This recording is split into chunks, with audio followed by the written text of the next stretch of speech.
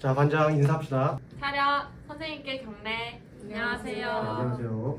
자, 1교시 역사 수업이죠. 오늘 역사 수업에는 ODA, 대한민국의 ODA 발전이 어떻게 이루어졌는지를 한번 살펴보는 시간을 가져보도록 하겠습니다. 자, 본격적으로 진도에 들어가기 앞서서 여러분들, 선생님이 칠판에다가 그림 하나 붙였어요. 이 그림이 어떤 그림인지 아시는 분 발표해 보실까요? 밑빠진 독에 물 붓기. 맞습니다. 보이는 사진에 볼 수 있는 것처럼 사진은 밑빠진 독이죠. 밑빠진 독에 물을 붓는다는 말은 여러분들 물을 부어도 항아리가 채워지지 않는 것처럼 아무리 노력을 해도 나아지지 않는 상황을 가리키는 말을 밑빠진 독에 물 붓는다고 해요. 이 밑빠진 독을 제가 가져온 이유가 뭐냐면 6.25를 막 겪었던 우리나라를 보고 미국에 있는 대표적인 공여기관인 USAID가 남긴 한 줄 평이 바로 이 밑빠진 독이었어요. 하지만 이렇게 밑빠진 독에서 그치지 않고 우리나라는 우리 모두가 알다시피 엄청난 경제 성장을 이루게 되죠. 근데 이 경제 성장을 이루는 과정에서 가장 큰 역할을 한 게 바로 외자 도입이에요. 국제사회로부터 우리가 도움을 받음으로써 엄청나게 큰 성장을 이루게 되는데 야야야! 집중! 까먹었잖아! 대한민국의 경제 발전이라고 하면은 우리가 가장 먼저 떠오르는 운동이 하나 있지 않나요? 잘 살아보세요 하면은 딱 떠오르는 게 뭐가 있죠? 새마을운동. 맞습니다. 새마을운동이죠.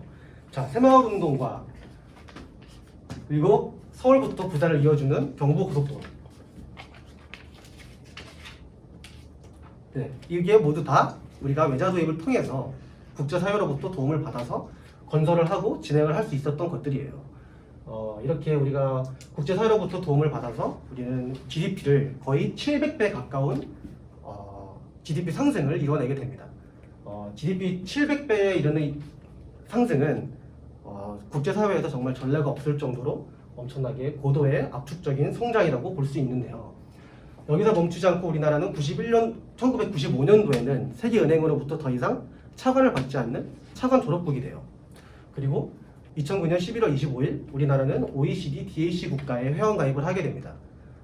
2010년도부터 정식 회원국으로서 우리나라가 활동을 시작을 하게 되는데 이것이 의미하는 바가 뭐냐면 우리나라가 더 이상 국제사회로부터 도움을 받을 수밖에 없는 그런 수험국이 아니라 이제는 우리가 국제사회에 있는 여러 가지 개발도상국들에게 도움을 주기 시작하는 명실상부한 선진 원조 공화국이 되었다는 것을 의미를 합니다.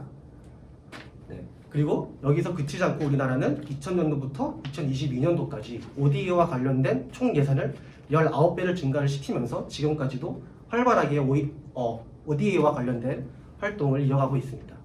자, 오늘 수업 진도는 여기까지고요.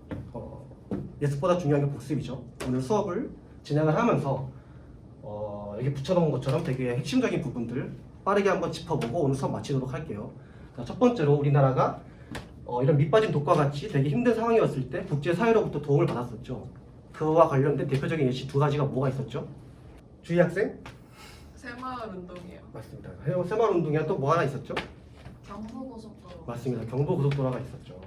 이렇게 새마을운동도 진행을 하고 경부고속도로를 건설을 한 뒤에 우리나라가 발전을 해서 세계은행으로부터 더 이상 차관을 받지 않겠다라고 선언했던 게 몇 년도였을까요?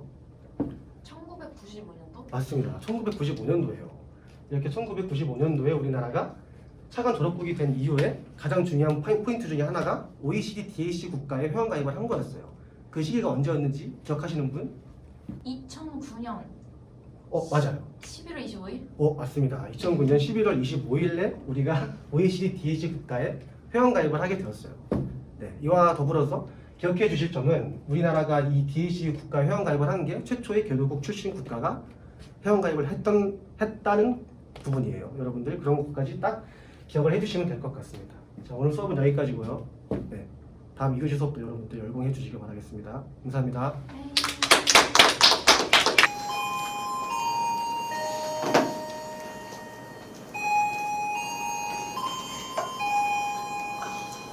네, 여러분 안녕하세요. 2교시 수업 시작할까요? 네. 1교시 수업 잘 들었나요? 네. 네, 1교시 수업 내용처럼 우리나라는 수원국에서 공여국으로 성공적인 전환을 이루었어요. 그죠? 그러면은 공여국으로서 우리나라는 어떤 방식으로 개발협력국을 지원할 수 있을까요? 이야기해볼 사람? 봉사단을 보내요. 맞아요. 봉사단을 보내는 인도적 지원도 가능하죠. 또 뭐가 있죠? 돈을 보내요. 네, 돈을 빌려주는 유상차관도 가능합니다. 이 두 가지 방식도 있지만 오늘은 이제 한국의 발전 경험 공유에 대해 이야기해 볼 거예요. 여러분 혹시 자전거를 탈 줄 아시나요? 네. 네. 그럼 여러분은 처음 자전거를 탈 때부터 자전거를 탈 줄 아셨나요? 아니요. 그죠? 우리는 자전거를 타는 방법을 다른 사람한테 배웠기 때문에 자전거를 탈 줄 안다고 얘기할 수 있는 거예요. 우리는 이 형식을 이 발전 경험 공유에 적용시켜 볼 건데요. 발전 경험을 공유한다는 것은 이제 개발 협력국이 스스로 성장할 수 있는 방법을 찾기 위해 도움을 주는 것을 의미하게 돼요. 자, 개발 협력국이 우리의 성장 경험을 바탕으로 직접적으로 발전 과정을 주도할 수 있도록 지원하는 것을 의미하게 됩니다. 발전 경험을 공유하게 되면은 그 개발 협력국의 인적 자원들이 공유받은 지식을 바탕으로 또 정책을 개발하고 제도를 수립하는 등의 발전에 기여할 수 있게 되는데요. 더 나아가서 이들이 직접 지식 확산을 하게 된다면은 우리에게 공유받은 그 발전 경험의 가치는 더 커지겠죠. 네, 이를 통해서 개발 협력국은 지속적으로 성장 가능한 발전 동력을 확보하게 되는 거죠. 그럼 우리 이제 잠깐 협력국의 관점을 빌려볼까요? 자, 한국은 발전 경험을 공유받고 싶은 나라일까요? 네. 맞아요. 오늘 선생님이 이야기를 할 건데 첫 번째는 경험 측면에서 이야기를 할 거고 두 번째는 시점 그리고 마지막은 지리. 우리나라는 이제 발전 경험을 공유받고 싶은 나라로서 세 가지 장점을 가지고 있는데요. 첫 번째 경험. 우리나라는 산업화, 공업화, 그리고 금융위기를 극복하는 등의 여러 가지 다양한 경험을 갖고 있기 때문에 수원국의 수요에 맞춰서 경험을 언제든지 공유해 줄 수 있어요. 자, 두 번째 시점. 우리나라는 발전을 이룬 시점이 오래 지나지 않았어요. 그렇기 때문에 개발협력국의 관점에서 우리나라의 모델을 파악해서 지금 현재 현황을 개선하는 적용하는 데 훨씬 유리하게 적용할 수 있죠. 마지막은 지리인데요. 우리나라는 자연적 조건에 의존하지 않고 발전을 이뤄낸 나라예요. 그렇기 때문에 개발협력국이 발전을 이루는 과정에서 자연적 초기 조건에 의존하지 않고도 발전할 수 있다는 가능성을 가질 수 있겠죠. 우리나라는 이러한 방식으로 수원국의 수요에 맞춰서 다양한 개발 경험을 공유해 나가고 있어요. 글로벌 연수 사업실은 개발 경험을 공유하는 과정을 통해 협력국의 인적 자원 역량 강화를 지원합니다. 다음 교시가 재미있어지겠죠? 네. 오늘 수업은 여기까지입니다. 감사합니다.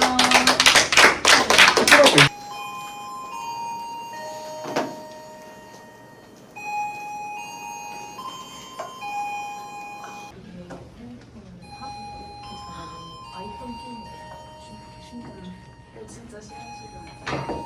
선생님 좀 피곤하시고.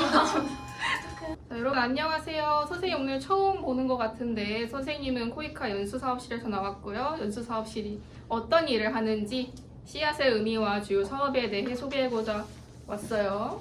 안녕하세요. 네, 안녕하세요. 선생님 학습지를 준비했거든요. 다 받았나요? 네. 연필 꺼내고 수업 시작해볼게요. 네. 자, 선생님이 귀여운 그림을 하나 준비해왔어요. 이게 뭐게요? 왕. 감자, 양파. 인상. 감자, 양파, 인삼? 인삼 아니고 씨앗입니다. 우와. 귀엽다. 귀엽죠? 씨앗을 보면 뭐가 떠오르는지 한 사람씩 돌아가면서 말해볼까요? 여기부터 시작. 새싹이요. 다음. 자라난다. 오. 해바라기씨요. 열매요. 맞습니다. 선생님이 말하고자 했던 바는 이런 조그마한 씨앗을 땅에 심고 충분한 물이 주어지고 햇빛이 충분히 주어지면은 씨앗이 자라 무엇이 되냐면 이러한 열매를 맺는 나무가 되기도 하고 이렇게 예쁜 꽃을 피우는 나무가 되기도 합니다. 코이카 연수사업실에서도 이런 씨앗 심고 열매 맺고 꽃 피우는 일들을 하고 있는데요. 오늘 그것에 대해서 자세히 배워보도록 해요. 학습지를 봅시다. 1번 씨앗이란 누구를 시킬까? 선생님과 눈 마주친 시연 학생 읽어봅시다. 씨앗은 Capacity Improvement and Advancement for Tomorrow의 약자입니다. 네, 맞습니다. 잘 읽어주었어요. 씨앗은 더 나은 미래를 위한 역량 개발이라는 의미를 가지고 있으며 개인 차원의 역량 개발을 넘어 여기 빈칸 뚫려 있죠? 적어볼까요? 첫 번째 빈칸 조직, 조직, 두 번째 빈칸 제도적 제도적 역량 강화를 위해 노력을 하고 있어요. 그래서 글로벌 연수 사업실이 연수 참여국에 빈칸 또 있죠?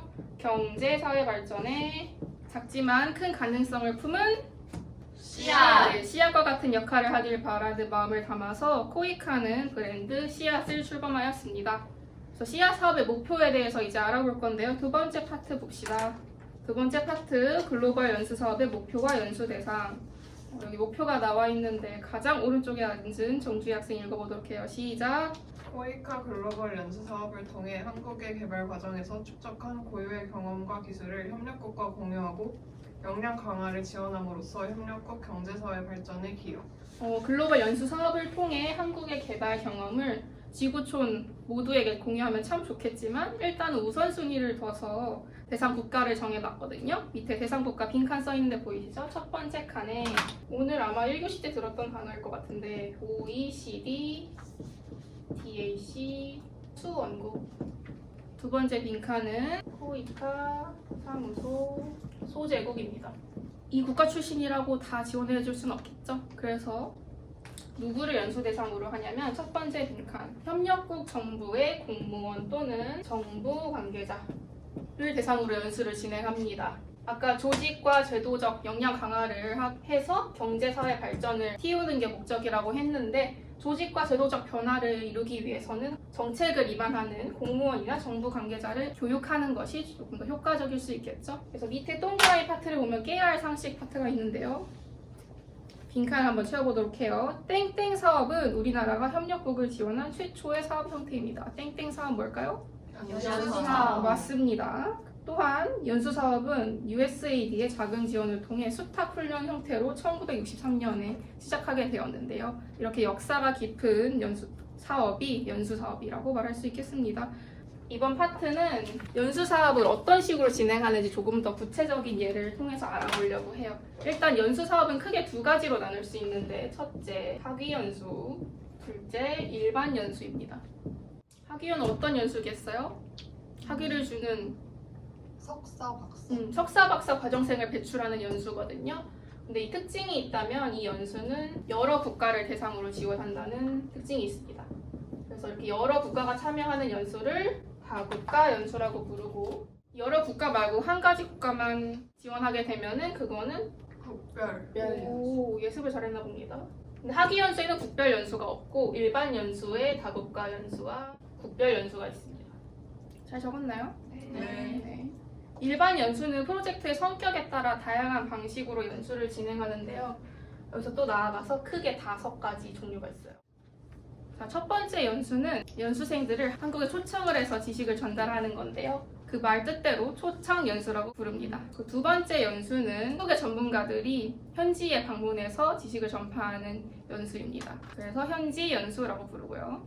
세 번째 연수는 한국도 아니고 협력국도 아닌 또 다른 나라에서 제3국에서 하는 연수라서 제3국 연수라고 하고 네 번째 연수는 앞에서 나온 첫 번째, 두 번째, 세 번째 연수를 2가지 이상 섞어서 진행하는 연수로 혼합 연수라고 부릅니다.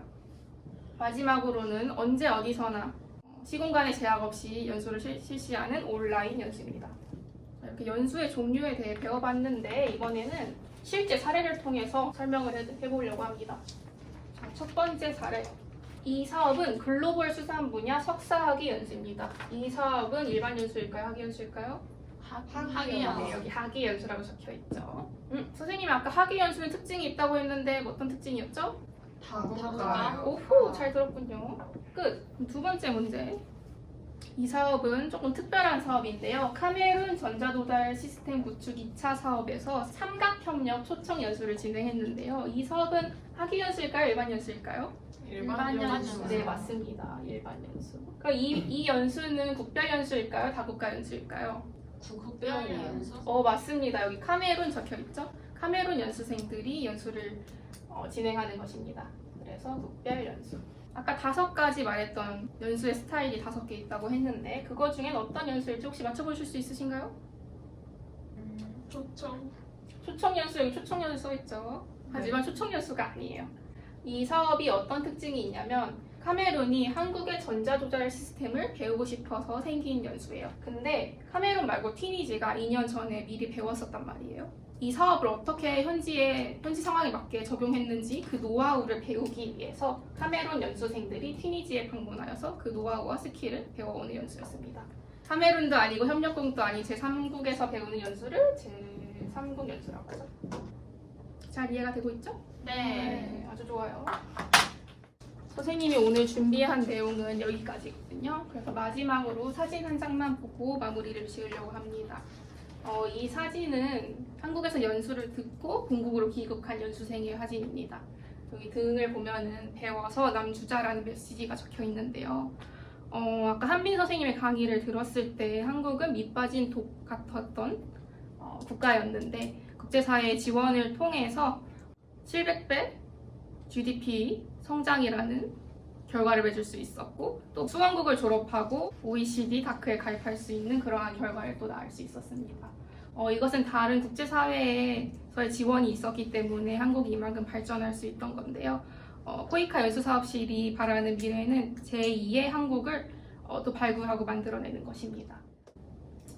연수생이 본국에 돌아가서 본국에서 씨앗의 역할을 하고 조직과 제도적 발전을 이뤄낼 수 있도록 경제사회 발전이라는 열매를 맺어낼 수 있도록 코이카는 오늘도 열심히 씨앗을 뿌리고 씨앗을 심어가고 있습니다. 이것으로 수업을 마치도록 하겠습니다. 감사합니다.